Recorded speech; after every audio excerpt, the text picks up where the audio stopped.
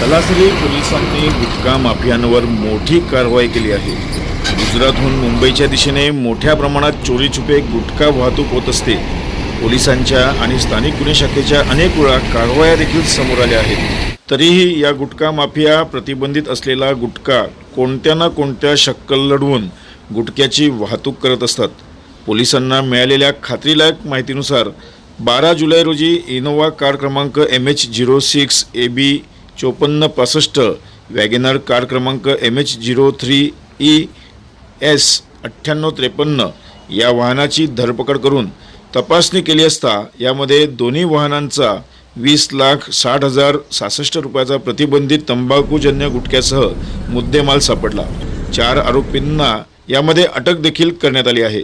ही संपूर्ण कारवाई पालघर पोलीस अधीक्षक यतीश देशमुख व अपर पोलीस अधीक्षक विनायक नरळे, डहाणूचे उपविभागीय पोलीस अधिकारी निशा जाधव यांच्या मार्गदर्शनाखाली स्थानिक गुन्हे शाखेचे पोलीस निरीक्षक प्रदीप पाटील, तलासरी पोलीस ठाण्याचे पोलीस निरीक्षक अजय घुरड यांच्या नेतृत्वाखाली नेमलेल्या स्थानिक गुन्हे शाखा व पोलीस कर्मचाऱ्यांनी केली आहे।